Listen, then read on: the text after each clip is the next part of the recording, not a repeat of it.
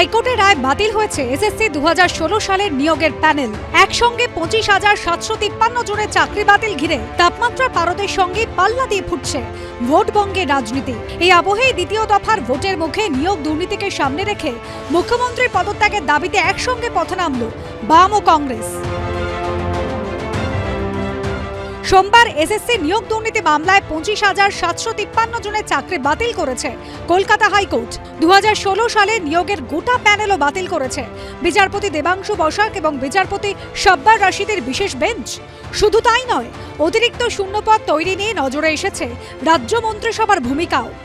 এই প্রেক্ষাপটে বুধবার মুখ্যমন্ত্রীর পদত্যাগের পাশাপাশি ওয়েমার শিট লোপাটে অভিযুক্ত সরকারি আধিকারিকদের দৃষ্টান্তমূলক শাস্তি, নিয়োগ দুর্নীতিতে অভিযুক্তদের চিহ্নিত করে দ্রুত শাস্তি দেওয়া, স্বচ্ছতার সঙ্গে নিয়োগের তালিকা প্রকাশ এবং যোগ্যদের নিয়োগের দাবিতে ধর্মতলা থেকে কলেজ স্ট্রিট পর্যন্ত মিছিল করল বাম ও কংগ্রেস। মিছিলে পা মেলান বিমান বসু, অনাদি সাহু, আশুতোষ চট্টোপাধ্যায়রা। প্রায় 2 ডজনের বেশি তারা গড়াদের ভেতরে আছে। দুর্নীতির কারিগর তারা ছিলেন। এই সব কেলেঙ্কারির জন্য দায়ী আমাদের রাজ্যের মুখ্যমন্ত্রী। তার পদত্যাগ করা উচিত। এতগুলো ছেলে মেয়ে চাকরি গেল, এটা তো পুরো চক্রান্ত হয়েছে এবং সবাই সবকিছু জানতো। ক্রিমিনাল ইন্টেলেক্ট নিয়েই কাজ করা হয়েছে। সেই জন্য আমরা মনে করি তাদের ব্যবস্থা তো হবেই, তার সাথে সাথে চাকরি দিতে হবে। এবং রাজ্যের মাননীয় মুখ্যমন্ত্রী ওনার নিজের দপ্তর গ্রুপ ডিতে যেভাবে দুর্নীতি হয়েছে, উনি কেন মুখ খুলছেন না? মিছিল শেষে কলেজ স্ট্রিটে সভা করে দুই দলই। সত্যজিৎ বৈদ্যের রিপোর্ট, এবিপি আনন্দ, কলকাতা।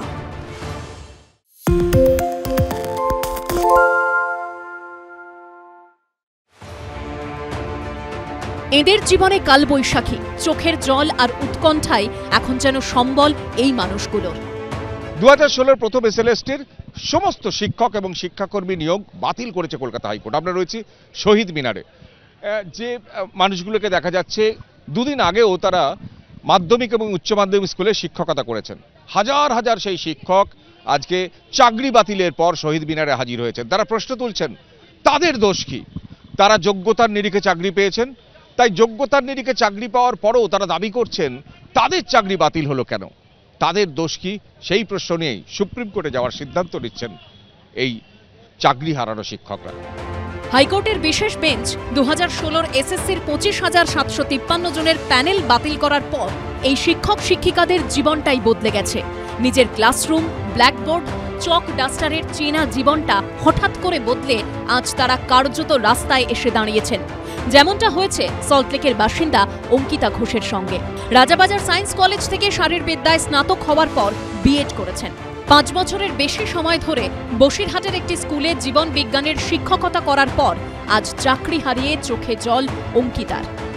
আমরা তো যোগ্য, যারা যোগ্য তাদের আজকে কেন রাস্তায় বসতে হবে? দিনের পর দিন আমরা এই হ্যারাসমেন্ট, আমাদের বারবার যতবার বলেছে ভেরিফিকেশন, আমাদের চাকরির আগে ভেরিফিকেশন হয়েছে, এর আগে কোনো এসএসসিতে চাকরি পাওয়ার পরে পুলিশ ভেরিফিকেশন, মেডিকেল সমস্ত হয়েছে। আজকে অনেকের ঘরে এরকম আছে তারা সিঙ্গেল আর্নিং মেম্বার, তাদের ক্ষেত্রে যদি বেতন বন্ধ হয়ে যায়, অনেকে এরকম আছে যারা, আমি নিজে একটা ভালো প্রাইভেট ফার্মে ছিলাম, যেহেতু সরকারি চাকরির সিকিউরিটি বেশি, তাহলে সেই জন্য আমি এসেছি। তাহলে আমার দোষটা কোথায় এখানে? এই যারা এত এই মাঠে গোটা রয়েছে জড়ো, তাদের দোষটা কোথায় এখানে? একই অবস্থা সুচিতা সাউয়েরও। বেহালা বাণীতীর্থ গার্লস স্কুলের ভৌত বিজ্ঞানের শিক্ষিকা। 2019 সালের জানুয়ারিতে স্কুলে যোগ দেন। এনআইটি দুর্গাপুর থেকে এমএসসিতে ফার্স্ট ক্লাস পাওয়া ছাত্রী আচমকা চাকরি হারিয়ে প্রশ্ন তুলছেন, আমি দোষী হলাম কি করে? যারা অযোগ্য তাদেরকে বাঁচাতে গিয়ে বারবার করে এত বছর ধরে কেস চলে, শেষ পর্যন্ত আমরাই তো কষ্টটা পেলাম। আজকে আমাদেরকে মাঠে নামিয়ে দিয়েছে, আমরা যাব কোথায়? এতদিন ধরে কোর্ট যাই করুক, কোর্ট করুক, প্রশাসন করুক, কে করছে আমরা তো কিছু জানি না। আমরা আমাদের চাকরিটা কেন যাবে? আমরা আর এই যে মাঝখান থেকে বলা হচ্ছে আবার নতুন করে পরীক্ষা দিন, কেন আমরা দেব? দিয়েছি তো একবার, কতবার দেব? 5 বছর ধরে। এবং শুধু চাকরি পাওয়ার পরে যে শান্তি হয়েছে তা তো নয়, আজ পর্যন্ত কতবার ডিআই অফিসে গিয়ে ডকুমেন্ট জমা দেওয়া, গুগল ফর্ম ফিল আপ করা হয়েছে, তো বারবার হয়েছে, তারপরেও এই অবস্থা। অপূর্ব বসু ও পারমিতা শীল স্বামী স্ত্রী, দুজনেই স্কুল শিক্ষক। অর্পণ 2011 সাল থেকে নবম দশমের শিক্ষকতা করেছেন। এরপর 2016 সালে পরীক্ষা দিয়ে একাদশ দ্বাদশে পূর্ব বর্ধমানের মন্তেশ্বরের একটি স্কুলে চাকরি নেন। আর স্ত্রী পারমিতা সাগরদিঘি গার্লস হাই স্কুলের ভৌত বিজ্ঞানের শিক্ষিকা। হাইকোর্টের নির্দেশে দুজনেই চাকরি হারিয়েছেন। একবার আমি 11তে নিজের যোগ্যতা প্রমাণ করেছি, 2016তেও আমি আমার যোগ্যতা প্রমাণ করেছি। এখন বলা হচ্ছে যে আমি নাকি যোগ্য নয়, এবং তার জন্য আজকে 13 বছরের একটা চাকরি হঠাৎ করে সকালবেলায় জানতে পারছি সেই চাকরি নেই।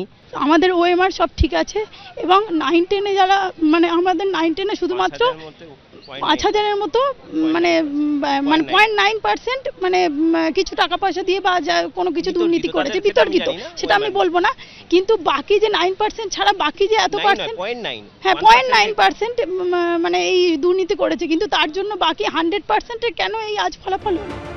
সুপ্রিম কোর্টে যাওয়ার সিদ্ধান্ত নিয়েছেন এই চাকরিহারারা। কৃষ্ণেন্দু অধিকারী রিপোর্ট, এবিপি আনন্দ, কলকাতা।